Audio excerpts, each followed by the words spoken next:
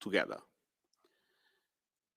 And being so, we have been able to agree that I will convene in the near future another meeting of the 5+1, the 5 plus the United Nations, again with the objective to move in the direction of reaching common ground to allow for formal negotiations to start.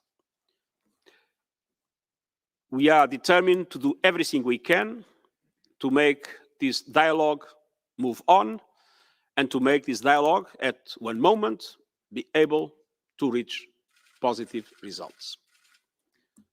Thank you very much. We will now take your questions. Okay. We'll start with Maria from Cyprus News Agency. If you can press the button on your microphone. Thank you.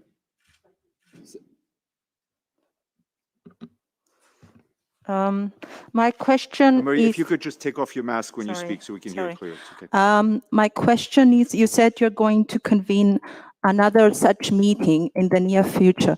What will happen in between these two meetings? Are there going to be any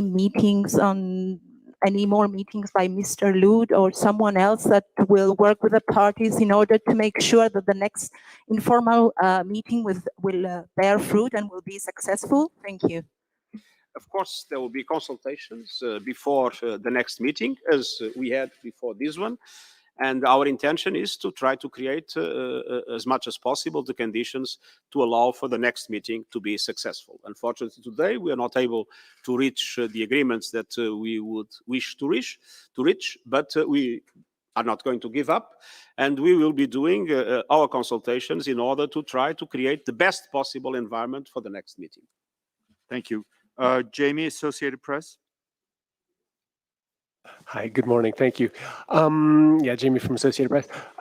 If you could you give us the time frame as to when you expect this new round of talks to happen? And if I could just follow up, how do you square the circle that the United Nations has generally been, and the Security Council has been in favor of a federated Cyprus, when there's a proposal that's coming that's talking for 2 separate states? How does the UN come on board with that idea? Thank you. First of all, in the discussion we just finished, there was an understanding that probably 2 to 3 months should be the time framework that could be useful. If it is too short, the period, it will not allow for any meaningful positive development. If it is too long, then it really doesn't help in our common search for a solution, for a settlement.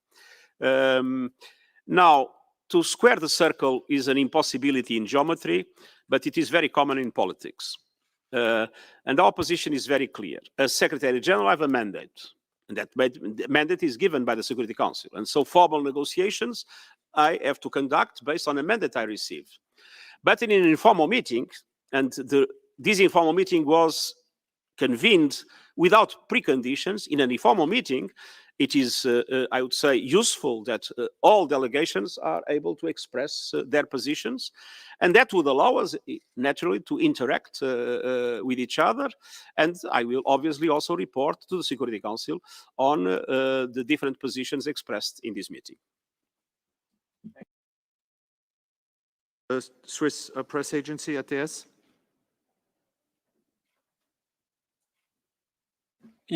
Yeah, thank you. As one of the parties seems to contest the mandate by itself by speaking of a 2-state solution, would it be time for the Security Council to convene again to either reinforce the mandate or to raise again the question on whether the mandate should be amended or changed? Thank you.